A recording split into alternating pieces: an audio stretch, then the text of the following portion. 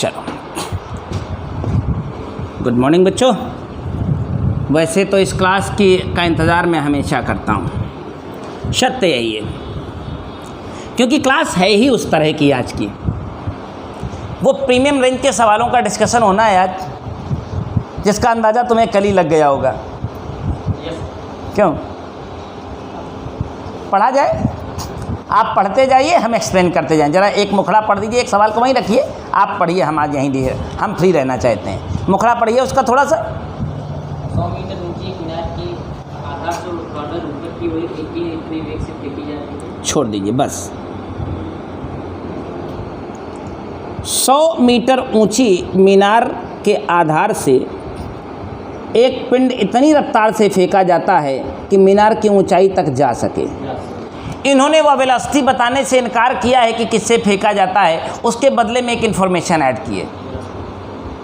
इतनी वेलोसिटी से फेंकते हैं कि इस मीनार की टॉप तक जा सके, मतलब टॉप पर जाने पर अंतिम वेग इसका 0 हो जाएगा।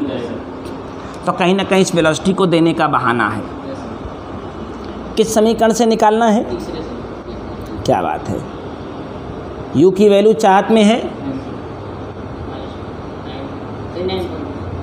h। इस वेलोसिटी को निकालने जाना पड़ेगा ही हमें। g को 9.8 रखने की परमिशन दी गई है, इसलिए अपने से कलाकारी बिल्कुल ना करें। दशमलव को हटाएं, 0 उखाड़ें। 98 को 2 से गुणा करेंगे 196, 14 का वर्गमूल होता है। 10 का वर्गमूल नहीं निकाल सकता, 10 रूट को छोड़ दूंगा। ये बात बिल्कुल सत्य है कि इतनी वेलोसिटी दिए इसे टॉप तक जाने में बड़ी परेशानी होगी। इसे टॉप तक जाने में इतनी वेलोसिटी लगेगी, ये पता चल गया। चाहते तो इस वेलोसिटी को यहाँ में दिया जा सकता था, लेकिन नहीं दिया, अच्छी बात है। फिर घटना क्या हुई? इसको इतनी वेलोसिटी से फेंक दिया है और ठीक उसी के सामने दूसरे पिंड को छोड़ दिया है। छोड़ दिया है माने u बराबर कब और कहाँ मिलेगी? कब और लीजिए, मान लो x मीटर नीचे उतरकर और t सेकंड बाद मिलेंगे। मान लेता हूँ भाई, जितनी देर ये चढ़ती रहेगी, सिमल्टेनियस छोड़ी गई ना, उतनी देर वो उतरती रहेगी। अगर ये x उतरेगी गुरु, तो ये 100 - x चढ़ेगी गुरु। बोलो चढ़ेगी कि नहीं? जो x उतरेगी वो इसके लिए उतरने का समीकरण बनेगा, उसका u 0 होगा, हाफ GT² लिखेंगे हम लोग। बोलो, ना मुझे x पता है ना मुझे t पता है, तो इसके सिवा कर भी क्या सकता हूँ। लेकिन जो नीचे से ऊपर जाएगी उसे अब मिलने के लिए कितना चढ़ना है, मिलने के लिए कितना चढ़ना है, लेकिन इसके पास प्रारंभिक वेग जरूर दी। नहीं तो कभी ऐसा हुआ है कि इसको ऐसे हाथ में रख लें, कहते हैं जा जा, जाएगी क्या? नहीं जाएगी। कहते जा, जादू तो नहीं होगा ना, जाएगी। यानी इसको ऊपर की तरफ जाना है तो इसे हाँ बिना वेग दिए नहीं जाएगी। तो वेग कितना आया था? ut माइनस ऊपर जाना है। कोमल काट डालें, देखो एक आंसर आ गया, एक आंसर आ गया। ये वो वक्त है जितनी देर में मिल लेंगी, जितनी देर में हमें और भी चीज़ पता करनी है, कहाँ मिलेंगी, कहाँ। तो ज़मीन से कहें तो ये मिलेगा और ऊपर से कहें तो ये मिलेगा, तो ये निकल जाए तो ये निकल जाएगा। तो x से निकालना सरल काम है। t पा गए हैं, g को 9.8 रखने का और t का स्क्वायर करेंगे तो 1 2 3 4, 14 का स्क्वायर 196। दशमलव उड़ाएंगे, 0 उखाड़ेंगे, काटेंगे 2 बार जाएगा, 0 को उखाड़ देंगे, 4 से 100 को भाग देंगे, 25 आएगा। तो अगर ये 25 होगा तो ये 75 होगा, यानी नीचे 75 मीटर ऊपर से 25। आगे होंगे। कठिन सवाल नहीं था कदापि, ये एकदम टू द पॉइंट था, कंसेप्ट में था, कोई समस्या नहीं थी। अगला सवाल हम लोग पढ़ेंगे। लगातार सवाल फंसते हैं, बाकी फिर कोई दिक्कत नहीं है। ये क्वेश्चन नंबर कौन सा था कोमल? 11 था। अब 12 फंसा होगा, 12 हो गया होगा, 12 हो गया है, वो तो वही है ना, ऊपर को फेंकने वाला। 12 हो गया, 13 होगा अब। हाँ, किसी प्रक्षेपण बिंदु जो कि पृथ्वी तल से एक ऊंचाई पर है जी, एक वस्तु किसी नियत वेग से जो ऊर्ध्वाधर ऊपर की दिशा में फेंकी जाती है तो 9 सेकंड बाद पृथ्वी से टकराती है। यदि उसी वेग से ऊर्ध्वाधर नीचे चलो बंद करो प्रलाप अपना। किसी प्रक्षेपण बिंदु से जो जमीन से कितनी ऊंचाई पर है, किसी वस्तु को यहीं खड़े होकर के किसी वेलोसिटी से ऊपर की ओर फेंकते, तो पहले ऊपर जाती फिर नीचे आती, तो ऐसा करने में वक्त लगा है 9 सेकंड। ऐसा करने में वक्त लगा है। अगर उसी वस्तु को उसी हाइट से उसी वेलोसिटी से नीचे को फेंक देते तो जल्दी आ जाती। बोला गया है ना, 4 सेकंड में आ जाती। कितनी देर में आ जाती? लेकिन एक तीसरा प्रश्न किया गया है, उसी वस्तु को उसी हाइट से सिर्फ छोड़ देते, तो बताओ कितना समय लगाती। तो आपके तो कंसेप्ट से बियॉन्ड हो गया। मैं इस सवाल के 3 तरीके बताऊंगा। एक सवाल होगा सिर्फ 5 सेकंड में हल कर लेना, एक तरीका होगा थोड़ा ब्रॉड करना, एक होगा एकदम थ्योरेटिकल तरीका जिससे लगाना। पहले एकदम ओरिजिनल लगाता हूँ जो तुम्हारी समझ में आएगा, उसी को थ्योरी में कन्वर्ट कर दूंगा, बाद में थ्योरी निकाल के क्विक फार्मूला दूंगा, सब जगह काम करेगा वो। इसका आंसर 6 आ रहा होगा, आ रहा होगा ना। हमसे कोई ये सवाल देगा तो हम इतनी देर में बता देंगे, सवाल पढ़ते ही आंसर बता देंगे, चाहे जो दे दीजिए आप। इस कंसेप्ट का कोई भी सवाल आप हमें देंगे और 5 मिनट बाद हम तुम्हें देंगे, तो तुम भी वैसे बता दोगे जैसे मैं बता रहा हूँ। देखो, मामला ये है कि हम एच हाइट पर खड़े हैं, इसको हमने ऊपर की तरफ फेंका, तो इसे पहले ऊपर जाना है फिर नीचे आना है, तो टाइम तो बेशक ज़्यादा लगेगा ही। एक तरीका सीधा ही फेंक दे उतने वेलोसिटी से, तो कम टाइम लगेगा, और एक तरीका सिर्फ छोड़ दें तो इन दोनों की तुलना में, इसकी तुलना में ज़्यादा और इसकी तुलना में कम लगेगा। वही पूछा है कितना टाइम लगेगा। तो यहाँ से शुरू करें। हमारी पिछली क्लास की ट्रेनिंग थी कि अगर किसी हाइट पर किसी वस्तु को ऊपर की ओर फेंका जाए, अंशुल -ut टाइम बताया है, +12 GT², एकदम एक्यूरेट है। टाइम दिया है ना 9 सेकंड, वही 9 सेकंड यहाँ रख रहा हूँ। फिर कह रहा है इसी जगह पर नीचे को फेंका है तो +ut +12 GT² है ना। इसमें एक ही तो अंतर है, पिछली क्लास की कंसेप्ट है। ut +12 GT²। अब हमसे कह रहा है सिर्फ छोड़ दें तो u0। अब मुझसे वो वक्त मांगा गया है कि कितनी देर में नीचे आएगी। बेटा भाई टाइम चाहिए तो तोके एच बतावहीं के पड़े, और एच निकालने के लिए 2 समीकरण की व्यवस्था हमने ऊपर की है। बोलो, एच निकालने के लिए 2 समीकरण की व्यवस्था की है। अब एच निकालना है तो यू गायब कर दिया जाए। अरे तुम थोड़ी बुद्धिमान आदमी हो तो पगलाई काहे करते हो कि पहले एच गायब करो, यू निकालो, फिर रखो, तो फिर बाद में चलो। अरे एक ही झटका में काम कर ली, यू गायब कर दे, एच निकल जाएगा। और यू गायब करने के लिए लीनियर इक्वेशन है, ये 2 चरों वाला रैखिक समीकरण है। अरे उसमें एक्स वाई होता है, इसमें एच यू है, तो कोई दिक्कत है क्या? हमें लगता है ऊपर वाले में 4, नीचे वाले में 9 गुना कर दें। ऊपर वाले में 4 तो 9 चौको 4 यूँ करबे कि न करबे भैया। निचवा वाले में 9 तो यूँ 36। तूफानी है 9। मज़ा आया? समीकरण जोड़ लें तो 36 यू चले गए। 9 4 कई एच हो गए।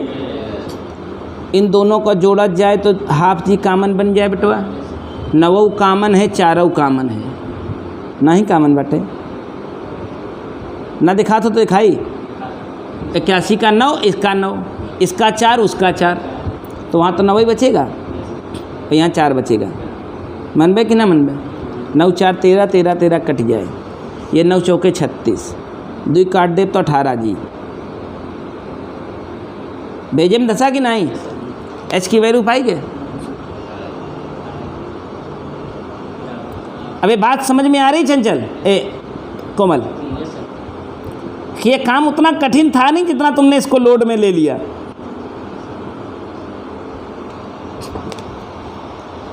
तुम समझ ही नहीं पाए असल में कि ये क्या हो रहा है हमारे साथ। अभी क्लियर हुआ एकदम बढ़िया से? हाँ, कोई कन्फ्यूजन होगा तो बताते रहिएगा, खूब बताऊंगा बढ़िया। अधूरे मन से मत बोलिएगा कि नहीं हाँ क्लियर हो गया, खतरनाक हो जाएगा ना वो। हाँ बढ़िया है। अब इसी सवाल का मैं एक जनरल, एकदम क्लियर है ना, इसी क्वेश्चन का मैं एक जनरल कंसेप्ट तैयार कर देता हूँ ताकि जब आप कंपटीशन देने बैठें तो आपका फियर ख़त्म हो जाए। इसी सवाल का क्रिएशन करता हूँ मैं, कंपटीशन में इसे भी पूछा गया है। बोला यच ऊंचाई से किसी पिंड को किसी वेग से ऊपर की तरफ फेंका गया तो टाइम t1 लगा, और नीचे की तरफ फेंका गया उसी वेलोसिटी से टाइम t2 लगा, और ड्रॉप किया गया होता तो टाइम कितना लगता? टाइम तो यच हाइट से ऊपर को फेंके थे तो -u t1 प्लस हाफ जी, उसी पिंड को नीचे की तरफ फेंके थे तो प्लस का u t2 प्लस हाफ जी। बढ़िया है। अब ड्रॉप करने के लिए तैयारियां हो चुकी हैं। u0 होगा हाफ जी, ना वो t1 होगा ना t2 होगा बल्कि t होगा। वही तकनीक इस्तेमाल करेंगे, u को गायब करेंगे तो ऊपर वाले में t2, नीचे वाले में यहाँ t2, तो यहाँ हो गए t1 t2 और यहाँ हो गया t2।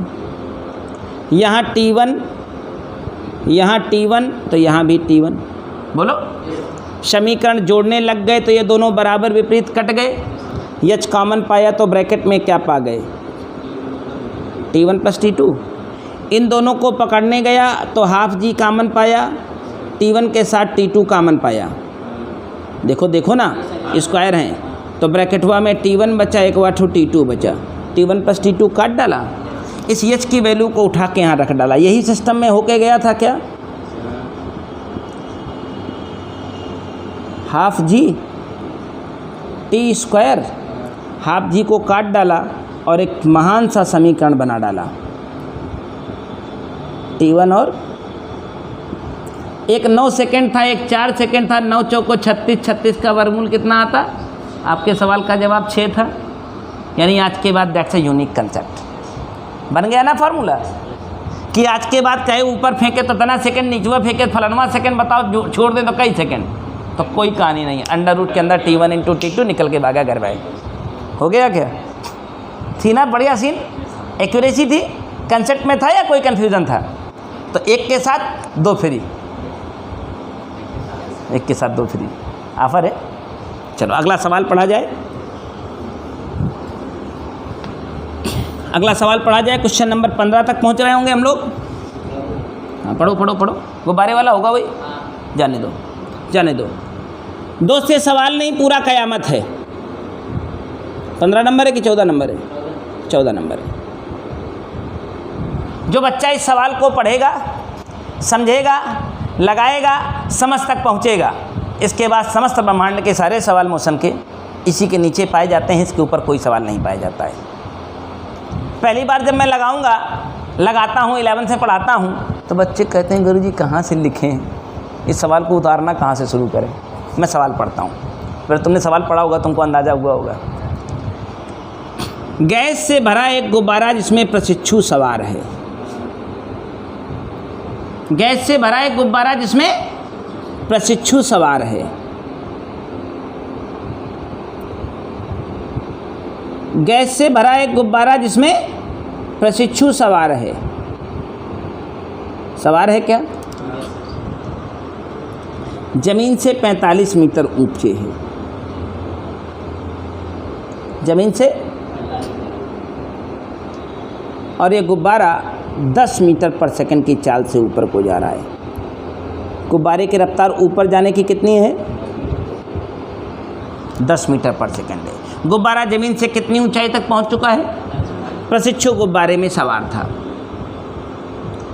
गुब्बारा कितनी रफ्तार से ऊपर जा रहा है? प्रशिक्षु जब ज़मीन से 45 मीटर की ऊंचाई पर गुब्बारा होता है, खुद को गुब्बारे से अलग कर लेता है, खुद को गुब्बारे से अलग कर लेता है। गुब्बारे से अलग करने के 3 सेकंड बाद उसका पैराशूट खुलता है। गुब्बारे से खुद को अलग करने के 3 सेकंड बाद उसका पैराशूट खुलता है। यदि पैराशूट से 5 मीटर पर सेकंड स्क्वायर का मंदन उत्पन्न हो, 5 मीटर पर सेकंड स्क्वायर का, तो बताइए जब वह उसका पैराशूट खुल रहा था तो ज़मीन से कितनी ऊंचाई पर था? वह इस क्षण गुब्बारे से कितनी दूर था? जब ज़मीन पर पहुंचेगा तो उसकी रफ्तार कितनी होगी? ज़मीन पर पहुंचेगा तो उसकी रफ्तार कितनी होगी? गुब्बारे से कूदने और ज़मीन तक पहुंचने के बीच में कितना समय लगेगा? तो जब कोई 11th का बच्चा इतना बड़ा सवाल पढ़ता है तो सवाल पढ़ने के बाद आउट हो जाता है शून्य पर। जैसे बेचारा गया था खेलने, एक गेंद आई और बस बेचारा लौट गया। कितना बुरा लगता होगा उसको, पहले गेंद पे आउट। यही हाल आज तुम्हारा होगा इस सवाल को लेकर, पहले ही गेंद पर आउट। एक बार पढ़ लो, फिर से पता चल जाएगा। पढ़ा तो खूब होगा, कई बार पढ़ा होगा। एक को अच्छा समझ में आया था? सही बताना, ये कैसे शुरू करें, आज इसका क्या होगा, कुछ समझ में आया था? उम्मीद करता हूँ एक को समझ नहीं आया होगा, आ जाएगा। सबसे पहले मुझे ये बताओ, जब गुब्बारे की रफ्तार कितनी है? 45 और 10 है। अगर ये गुब्बारे से खुद को जब अलग करेगा तो गुब्बारे से खुद को अलग होते नीचे गिरना शुरू करेगा, तो पहले ऊपर जाएगा फिर नीचे आएगा। पहले सबसे पहला पॉइंट यही है, जड़त्व का नियम। चलती बस से कूद के देख लेना, खुद ही पता चल जाएगा। नहीं समझे? चलती बस से कूद जाए क्या होता है? बस की रफ्तार से आगे भागते जाएंगे, ब्रेक लगाने की कोशिश करेंगे ज़बरदस्ती, दांत टूट जाएंगे। यही तो अगर इस गुब्बारे से खुद को अलग करेगा तो सबसे पहले वही वेलोसिटी इसको मिल जाएगी। और कल की ट्रेनिंग हमारी बताती है कि जितनी वेलोसिटी यहाँ पर हो उसके नीचे का 0 हटा दो तो उतना टाइम लगता है टॉप तक जाने में। बताया था 20 मीटर से फेंको तो 2 सेकंड, 30 से फेंको तो 3 सेकंड, 40 से फेंको तो 4 सेकंड, 35 से फेंको, अरे वही गति का प्रथम समीकरण है भैया। मतलब 1 सेकंड में भाई साहब अपने टॉप अचीवमेंट को छू लेंगे। तो 1 सेकंड में वापसी भी आएंगे? नहीं आएंगे, अगले 1 सेकंड में यहाँ वापस आ जाएंगे। यानी गुब्बारे से कूदने के बाद 2 सेकंड तक ये बिल्कुल सुरक्षित हैं, बिल्कुल सुरक्षित हैं। गुब्बारे से कूदने के 2 सेकंड तक इनका कोई बाल बांका नहीं कर सकता है। इसके बाद मौत का सफ़र शुरू हो जाएगा। पैराशूट खुला तो बच जाएंगे और नहीं खुला तो 45 मीटर बहुत होता है, बचता नहीं है कोई। 45 मीटर समझते हो? करीब 11 मंजिल। यहाँ तो लोग कहते हैं 5वीं मंजिल से ढकेल दो तो फिर आदमी मर जाता है। 3 मीटर की 1 मंजिल एटलीस्ट होती है, तो हमें लगता है 15 मंजिल करीब। 45 मीटर है ना, ये फुट नहीं है। क्या कहते हो?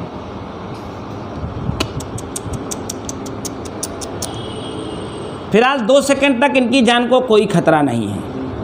क्यों नहीं है? जड़त्व के कारण। 1 सेकंड तक ऊपर चढ़ेगा, 1 सेकंड तक नीचे आएगा। अखिलेश, पैराशूट 1 सेकंड बाद 1 सेकंड वक्त बचा है पैराशूट खुलने के लिए। आप समझ रहे? मैंने हर स्टेटमेंट का डायग्राम बनाने की कोशिश कर रहा हूँ। यही वो तरीका है जो तुम्हारे दिमाग में छप जाएगा। वैसे भी 11th में इस समय पढ़ कौन रहा है? जो बिल्कुल वाकई पढ़ने वाले हैं वही बच्चे पढ़ रहे हैं। अच्छा लग रहा है डायग्राम मेरा? पैराशूट कब खुला है? 3 सेकंड बाद। हाँ, 2 सेकंड तो गुजर गए। मतलब अब यहाँ से इस जगह जब ये पहुँचे होंगे वापसी में तो इनकी रफ्तार फिर से 10 ही हो गई होगी। नहीं समझे क्या? अरे मालिक 10 से ऊपर को गए थे, गई वेलोसिटी ख़त्म। जब 1 सेकंड में वापस आएंगे तो यहाँ फिर से रफ्तार 10 हो गई होगी। नहीं हो गई होगी? अरे किसी चीज़ को जितनी रफ्तार से यहाँ से फेंकते हो, जब वापस आपके हाथ में कैच होती है तो उसकी रफ्तार वही होती है, सेम। तो अब कितनी देर का समय बचा है पैराशूट खुलने के लिए? 1 सेकंड बचा है ना। तो 1 सेकंड में डाउनफॉल होंगे कि नहीं होंगे? नीचे आने के लिए इनिशियल वेलोसिटी कितनी मौजूद है? ut plus half g10 t का स्क्वायर। कई मीटर नीचे आ जाएंगे? जब पैराशूट खुलने वाला है तो इस लेवल से कितना नीचे आ गए हैं? बताओ ज़मीन से कितना ऊपर है भाई साहब? जाओ, एक सवाल का जवाब आ गया है। एक सवाल का जवाब आ गया है। पैराशूट खुलते समय ज़मीन से कितना? 30 मीटर ऊपर थे। अब पैराशूट खुलने से फ़ायदा क्या होता है? हवा भर जाती है उसमें। हवा भरने की वजह से पैराशूट मंदन उत्पन्न करना शुरू कर देता है। अब फ्री फॉल ख़त्म हो गया। जब तक वस्तु मुक्त रूप से गति करेगी तब तक जी का काम है। पैराशूट खुल जाए, हवाई जहाज में बैठ जाओ, लकड़ी के पटरे में बैठ के घूमो, जी का काम ख़त्म। अब यहाँ का काम शुरू कर देगा कौन? पैराशूट। प्रश्न में बताया गया है कितने का मंदन पैदा कर देता है। अच्छा, यहाँ पर रफ्तार अगर 10 थी अंशुल, तो यहाँ पक्का है 1 सेकंड में और बढ़ चुकी होगी रफ्तार इसकी। यहाँ रफ्तार 10 थी, तो जैसे जैसे नीचे आएगा रफ्तार बढ़ेगी, तो उस 1 सेकंड में इसकी रफ्तार पैराशूट खुलते समय और हैवी हो चुकी होगी। किस समीकरण से? v बराबर u प्लस जी टी। तो इस जगह पर u तो मेरा 10 था, g को 10 रखने का वक्त कितना लगने वाला था यहाँ तक? ये वाला समय तो 1 ही सेकंड था ना। यानी पैराशूट खुलते समय अच्छी खासी रफ्तार गेन कर चुका होगा ये। अब पैराशूट खुल गया है, कोई डर की ज़रूरत नहीं है। ना खुलता तब तक मर गया होता। कभी का मर गया होता? सवाल है कि पहले मर गया होता। पैराशूट खुल गया है। अब पैराशूट खुले हुए पैराशूट में बढ़िया यात्रा करेगा नीचे के लिए। जब ये ज़मीन पर पहुंचेगा तो कितना सफ़र बाकी है? ज़मीन पर रफ्तार पूछी गई तो गति का तीसरा समीकरण सर्वोत्तम होगा, लेकिन GH नहीं होगा, AS होगा। GH नहीं होगा, क्या होगा? AS होगा। GH नहीं होगा, कदापि क्या होगा? तो ज़मीन पर पहुंचने पर अंतिम वेग का पता लगाना चाहता हूं मैं, लेकिन जिस समय पैराशूट खुला था उस समय कितनी रफ्तार थी इसकी? 20 बिसाहम ए। पैराशूट ने कितना मंदन पैदा किया है? 5। वो माइनस साइन ने पहले लगा दिया है। कितना सफ़र बाकी था? 30 मीटर। ये 400, ये 300, वेलोसिटी आई 10। देख रहे हैं, मज़ा आ गई। और ऐसा नहीं होता है कि पैराशूट में जब तुम कूद जाओगे वो पैराशूट खुल जाएगा तो नीचे बहुत प्यार से उतरोगे। ट्रेंड नहीं होंगे तो टांगें टूट जाएंगी, बस मरने से बच जाओगे। पैराशूट से नीचे उतरने का मतलब ये नहीं है कि बहुत मज़ा आता है, वहाँ से पैराशूट खुल जाता है, बढ़िया प्यार से नीचे आएंगे। जब नीचे आप आएंगे और ज़मीन पर आप लैंड करेंगे तो आपके हाथ पैर टूट सकते हैं अगर आप ट्रेंड नहीं है तो। समझ गए कि नहीं? अगर आप प्रॉपर ट्रेंड नहीं है और पैराशूट से अचानक आपको ऊपर से इमरजेंसी में धक्का दे दिया गया है, if you are not train you must be तोड़ाएंगे योर हाथ एंड पैर। समझ गए कि नहीं? पक्का। अभी फ़िलहाल सुरक्षित है, ट्रेंड आदमी है तो कितनी रफ्तार से टकराया ज़मीन से? काफ़ी होती है 10 मीटर पर सेकंड। काफ़ी मीटर पर सेकंड के हिसाब से काफ़ी होती है। अगर आप ठीक से ट्रेन नहीं है तो आपके पैर तो टूट ही जाएंगे, टांग आंग में कहीं ना कहीं चुटा जाएंगे।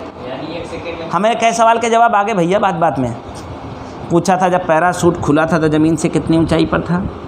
30 मीटर। जब ज़मीन पर जाके टकराया है तो उसकी रफ्तार कितनी है? एक और बड़ा सवाल, जब पैराशूट खुलने वाला था तो गुब्बारे से कितनी दूर था? तो 3 सेकंड बाद पैराशूट खुला है तो गुब्बारा तो निरंतर चल रहा है ना एक समान चाल से, कि इंतज़ार करेगा बेटा पैराशूट ना खुले तो आ जाना? नहीं ना, इंतज़ार नहीं करेगा ना वो। तो उन 3 सेकंडों में ये गुब्बारा लगातार ऊपर को चला होगा। तो इन 3 सेकंडों में गुब्बारा कितना ऊपर चला गया होगा? अरे distance equal to velocity into time. गुब्बारे की रफ्तार लगातार एक समान है, टाइम 3 सेकंड बोले तो जब पैराशूट खुलने वाला था उसका समय 3 सेकंड था। 3 सेकंड में गुब्बारा लगातार इस लेवल से ऊपर को चढ़ता रहा होगा और उन 3 सेकंडों में टोटली ये आदमी 15 मीटर नीचे आया है। तो पैराशूट खुलते समय गुब्बारा इससे कितनी दूर है? एक और सवाल का जवाब आ गया 45 मिनट। आया कि नहीं? आखिरी सवाल बचा है। पैराशूट से गुब्बारे से कूदने और ज़मीन तक पहुंचने के बीच में कुल कितना समय लगा? तो 3 सेकंड तो यही जा चुका है। अब ये वाला टाइम और निकाल लें। यहाँ की वेलोसिटी मुझे पता है, यहाँ की वेलोसिटी मुझे पता है, गति का दूसरा पहला समीकरण जिंदाबाद है। जी मत लगाना क्योंकि यहाँ जी थोड़ी ना चल रहा है, यहाँ ए चल रहा है। जब ज़मीन पर पहुंचा था बाबू इसकी रफ्तार कितनी थी? जब पैराशूट खुलने वाला था इसकी रफ्तार कितनी थी? पैराशूट ने मंदन करने का काम शुरू कर दिया था, ये 5 एस की चाहत में मैं आया था। ये 10, ये 10, ये इधर गया, कितना हो गया? अबे यार, v बराबर u plus A T, v बराबर u plus A T, T चाहिए ना। ये गया इधर 10, 5 दूनी 10, t बराबर 10, t बराबर 2, t बराबर 2 सेकंड में यहाँ पहुँच जाएगा। 3 सेकंड पहले खा गया था। गुब्बारे से कूदने ज़मीन तक पहुँचने के बीच में कुल कितना समय लगा? ओके। इस सवाल की आप कल्पना भी नहीं कर सकते थे कि इसे लगाना क्या है। आप ही क्यों, दुनिया में बहुत नहीं कर सकते हैं। जहाँ पढ़ते पढ़ाते रहो गुरुजी को एक दिन जाके, गुरुजी थोड़ा सा, दोस्त सर का पसीना एड़ी से निकलने लगता है मास्टर का, नहीं समझ? हाँ, आपको भी, आप ये मत समझिए कि आपको आ गया है। एक ही साल में इसी सवाल को मुझे 12 बार बताना पड़ता है। पिछला अनुभव कहता है अगर आप इसे एक बार में करते हो तो यू आर बेस्ट, आप उनमें से सबसे अच्छे हैं। कोशिश करिएगा, आप घर में जाइएगा, दोबारा लगाइएगा, खुद से लगाने की कोशिश करिएगा ईमानदार रह करके। कुछ समझ में आया ना? नेल तो नहीं गया, साफ तो नहीं हुआ? और फिर बैकअप मौजूद है, क्या दिक्कत है? वीडियो बैकअप है ना तुम्हारे पास, तो तुम क्या करोगे? हाँ, अगर फंसेगा तो हमको, फिर हम यही बताएंगे, उससे बढ़िया क्या करेंगे? आप वीडियो रिकैप कर लेना, मज़ा आ जाएगी। तो जो हम ज़्यादा बार बताते हैं बताने की फ्रीक्वेंसी ख़त्म हो जाएगी। हूँ तो मैं ही गला ना, उसमें बस वर्चुअल हूँगा। कर तो सकते हो ना, कोई दिक्कत अभी फ़िलहाल तो नहीं है। समझने जैसी कोई समस्या तो नहीं है। एक बार खुद से लगाने की कोशिश करना, नहीं आए तो वीडियो को एक बार 5-6 मिनट में तो लग गया होगा, सब हो गया। अगला सवाल भी इसी का बाप है, कमज़ोर नहीं है। मेरे ख्याल से वो आखिरी सवाल होगा, वही आखिरी सवाल होगा, बाकी सब लग जाओगे ना। और कोई इसके बाद भी कोई है क्या? एक और है, हाँ वो वाला, हाँ वो वाला, ठीक ठीक ठीक, 2 हैं, चलिए। हाँ, उसे पता नहीं चल रहा है क्या हो रहा है ना, बताएं। 2 मिनट का सवाल है, 2 मिनट का सवाल है। हाँ, एक और ख़तरनाक सवाल से आपको रूबरू करा रहा हूँ। प्रक्षेपण मिशन पर भेजा जाने वाला रॉकेट, ये 15 होगा। प्रक्षेपण मिशन पर भेजा जाने वाला रॉकेट 1 मिनट के लिए 20 मीटर पर सेकंड स्क्वायर के त्वरण से त्वरित होता है। 1 मिनट के लिए 20 मीटर पर सेकंड स्क्वायर के त्वरण से त्वरित होता है। कितनी देर के लिए? सिर्फ 1 मिनट के लिए, 60 सेकंड। फिर ईंधन खत्म हो जाने के पश्चात यह और ऊपर तक जाता है। बताओ कितनी ऊंचाई तक गया? बताओ कितनी ऊंचाई तक? और जा करके वापस आने में कुल कितना समय लगा? एकदम यूनिक सवाल है। तो ये रॉकेट है, रॉकेट देखा होगा आपने। रॉकेट 5 रुपए का भी मिलता है, रॉकेट 5000 करोड़ का भी मिलता है। अंतर केवल मसाले का है। 5 रुपए वाले रॉकेट में 5 रुपए का मसाला, और 5000 करोड़ के रॉकेट में 5000 करोड़ का मसाला। और रॉकेट में क्या है? जो रॉकेट आप चलाते हैं, जो रॉकेट स्पेस में जाता है, दोनों का सेम प्रिंसिपल है। मसाला जलेगा, छुरछुराएगा, नीचे धुआं निकलेगा, ऊपर को भागेगा। और क्या तरीका है? और कोई रॉकेट का साइंस है क्या? कुछ रॉकेट में और कोई साइंस नहीं है। जो तुमने दिवाली में चलाया है, बड़ा वाला रॉकेट भी सेम प्रिंसिपल फॉलो करता है। सारा खेल है फ्यूल का। ज़्यादा पैसा महंगा है तो ज़्यादा फ्यूल। अरे तुम 2 रुपये वाला 5 का रॉकेट खरीदो और 100 का रॉकेट खरीदो, अंतर क्या है दोनों में? दिवाली में खरीदते हो ना, 100 वाला ज़्यादा ऊंचाई तक जाता है, 5 रुपये वाला पुछ लगाओ, पता चला यहीं पुछ का तुम्हारे पिछवाड़े घुस जाए, खत्म का नीचे घूमते रह जाता है ना। तो ये रॉकेट थोड़ा खतरनाक किस्म का है, भयानक भरा हुआ है। 1 ही मिनट तक कितना त्वरण पैदा हुआ है? अब तुमको पता है रॉकेट को कोई प्रारंभिक वेग देना नहीं पड़ता है। जब धुआं निकलता है तभी वो धीरे धीरे ऊपर को जाता है। लगातार ऊपर जाते रफ्तार बढ़ती है उसकी, है ना। जब वो निकलेगा आपके पास से तो धीमे चलेगा, जब ऊपर को भागेगा तब तेज हो जाएगा। तो इसका प्रारंभिक वेग क्या होगा? 60 सेकंड तक लगातार एक्सेलरेट होता रहेगा, और फिर मसाला ख़त्म हो जाएगा तो रॉकेट छोटा उड़ जाएगा। रॉकेट स्टेज बाय स्टेज गिरता जाता है वापस, जैसे जैसे मसाला ख़त्म तो हिस्सा कूट कट के गिर जाता है, हाँ उतना हिस्सा अपने आप ज़मीन पर गिर जाता है। तो इस सफ़र में इस रॉकेट ने कितनी डिस्टेंस ट्रैवल की है वो पता लगाना है हमें। H1 कह दूँ। गति का द्वितीय समीकरण जिंदाबाद है क्योंकि U और T और A है। विराम से चलने वाला है, त्वरण 20 का पैदा किया था, टाइम 60 था।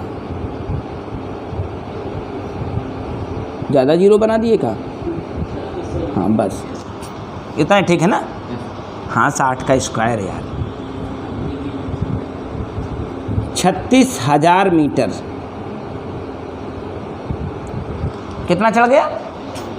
मात्र 1 मिनट में 36,000 मीटर की ऊंचाई पर चढ़ गया। लेकिन इस जगह इस त्वरण के कारण अच्छी खासी रफ्तार पता चल गई होगी इसकी, क्यों त्वरित होता रहा है ना। विराम से चला था, 20 का त्वरण पैदा किया था, 60 सेकंड तक लगातार लगता रहा था, तो फ्यूल ख़त्म होते समय इसकी रफ्तार कितनी हो चुकी है? फ्यूल ख़त्म होते होते या फ्यूल जो था इतनी स्पीड दे गया है कि अब के ब्रह्माओं के रोके न रुके ही हैं, रुक जाएगा।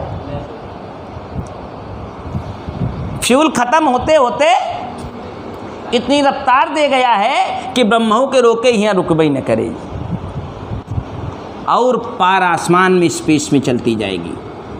बोलो चलेगी कि नहीं? ये पार स्पेस में चलती जाएगी किसके कारण? ये आगे बढ़ने के लिए इनिशियल वेलोसिटी हो गई, मसाला ख़त्म, धुआं ख़त्म, धुआं ख़त्म तो फोर्स ख़त्म, फोर्स ख़त्म तो एक्सेलरेशन ख़त्म। तो अब आगे की गति कैसी होगी? गुरुत्वाकर्षण के अधीन होगी। लेकिन इतनी हाई स्पीड जब तक ख़त्म नहीं हो जाएगी तब तक इसे चलना ही है। तो गति का कौन सा समीकरण बता सकता है कि कहाँ तक जाना है? तीसरा समीकरण। कौन सा समीकरण? तीसरा समीकरण। अंतिम वेग 0 होने तक चढ़ती रहेगी। इस जगह मसाला ख़त्म हो गया था तो 1200 की रफ्तार पकड़ चुकी थी। 1 2 3 4 ए भैया इसका स्क्वायर -2 GH 72,000 मीटर। जब तक मसाला था तब तक 36,000 ही चढ़ी, मसाला ख़त्म 72,000। ये साइंस है, इसी को रॉकेट साइंस नाम दिया गया है। मिशन मंगल देखे हो? यही कंसेप्ट तो है, मसाला ख़त्म उसके बावजूद जाएगा। तभी तो 420 करोड़ का मामला था। क्लियर हुआ?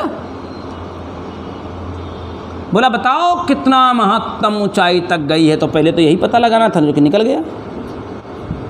36,000 पहले चढ़ी थी, 72,000 बदवा में चढ़ गई।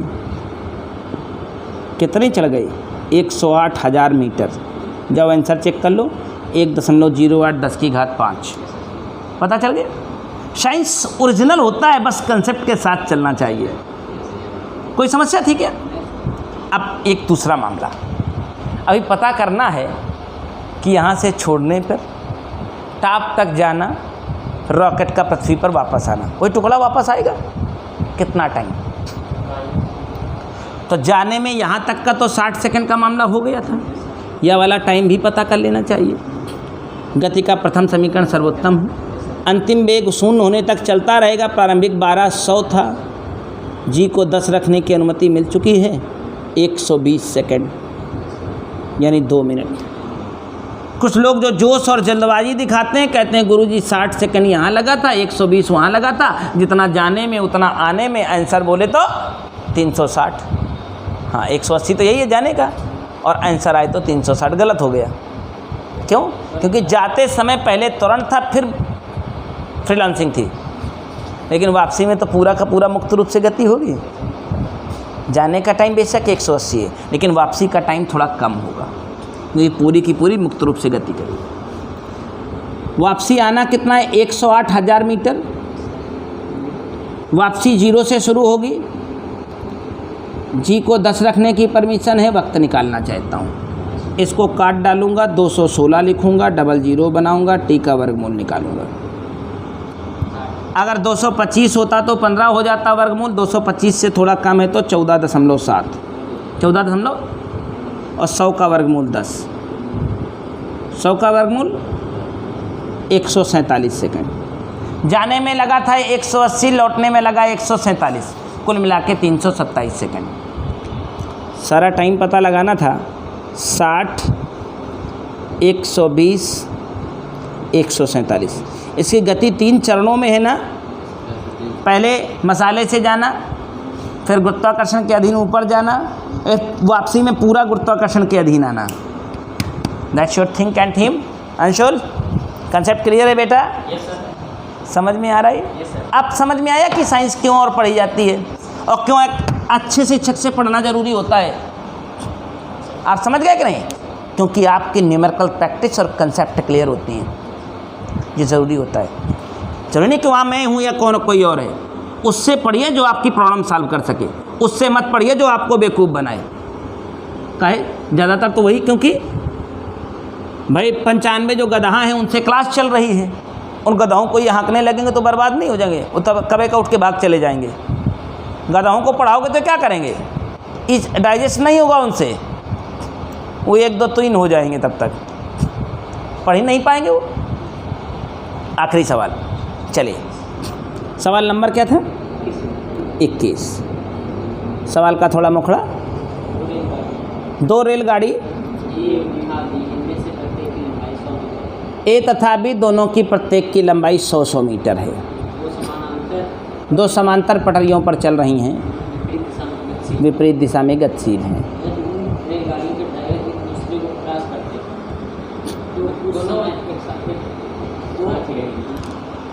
दोनों के बीच की दूरी कितनी है?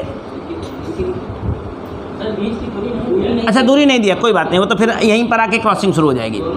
दोनों की लंबाइयाँ दे रखी है, कितनी? 100 मीटर। हाँ, जब दोनों ड्राइवर एक दूसरे की तरफ आ रहे थे तो इनके प्रारंभिक वेग दिए हैं कितने कितने? 60 किलोमीटर एक का, उसका त्वरण 3 मीटर पर सेकंड, और दूसरे वाले 30 किलोमीटर पर घंटा, और त्वरण 0.2 मीटर पर second square. Velocity kilometre per hour में है और त्वरण मीटर पर सेकंड में है। सुनो, जब एक दूसरे की तरफ आएंगे तो दोनों की प्रारंभिक सापेक्ष चाल 90 किलोमीटर प्रति घंटा हो जाएगी। मैंने बताया था, जुड़ जाती है। मीटर पर सेकंड बनाने के लिए पूरा इज्जत सम्मान दें। ये दोनों की प्रारंभिक सापेक्ष चाल हो गई। त्वरण भी तो एक वेक्टर क्वांटिटी है, वेग की तरह। दोनों का प्रारंभिक सापेक्ष त्वरण निकालोगे तो 0.5 हो जाएगा, उसका और उसका जोड़ा नहीं जाएगा। क्रॉसिंग का मामला है, 2 रेलगाड़ियां तभी क्रॉस करती हैं जब दोनों की लंबाइयों के योग के बराबर चल लिया है। कक्षा 10 में उसमें समीकरण में इस तरह के सवाल मिलते हैं आपको। ये रेलगाड़ी इसको जब क्रॉस करेगी तो कुल कितना चलना होगा दोनों रेलगाड़ियों को? 100 अपना 100 अपना। क्रॉसिंग कब होगी? जब इसका ड्राइवर इसके ड्राइवर हरी झंडी दिखाएगा, गार्ड टोपी तो टोपी हो जाएंगे, तभी तो क्रॉसिंग मानी जाएगी। तो क्रॉस करने के लिए कुल कितना चलना है? गति का प्रथम समीकरण और द्वितीय समीकरण महान व्यवस्था है जिससे ये समीकरण लगेगा। इसको इसे क्रॉस करने के लिए कुल कितना चलना है? दोनों गाड़ियों की प्रारंभिक सापेक्ष चाल कितनी थी? वक्त के बारे में पता लगाना चाहता हूँ। दोनों का प्रारंभिक सापेक्ष त्वरण, ये तो कांस्टेंट रहना है, 0.5 माना जाएगा। यहू चल रही है, वहू चल रही है, और टी स्क्वायर। टी का द्विघात समीकरण बन गया है, ये फैक्टर नहीं होगा। श्रीधराचार्य जिंदाबाद। सुने श्रीधराचार्य का नाम? लगाना आता है, लगाना भी आता है। जब आप इस द्विघात समीकरण को सेटल कर लोगे तो श्रीधराचार्य लगाने पर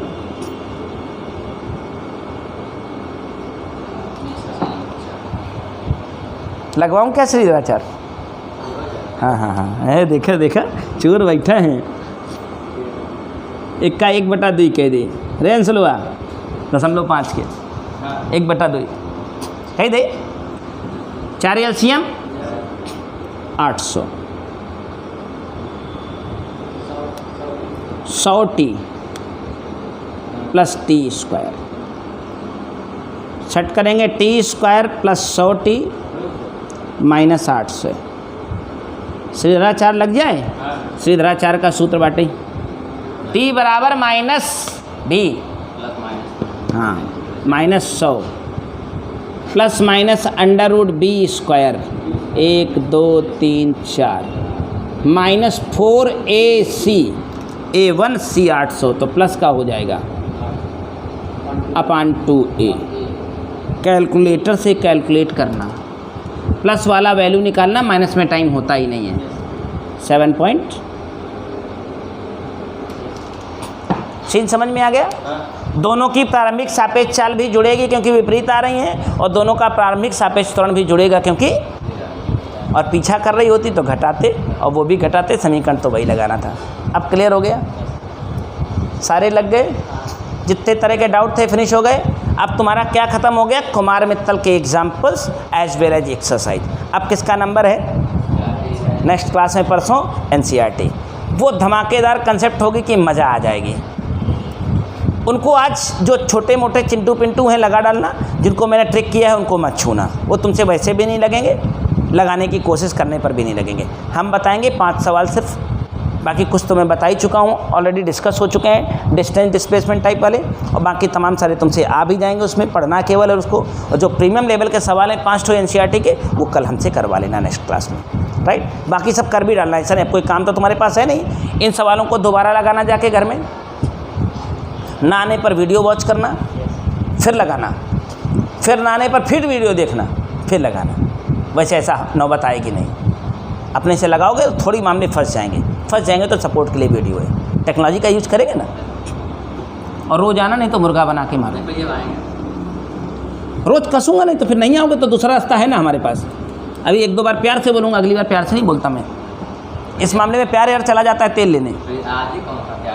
हाँ हाँ, आजो कौन प्यार से बोले हैं, सही तो कह रहा है।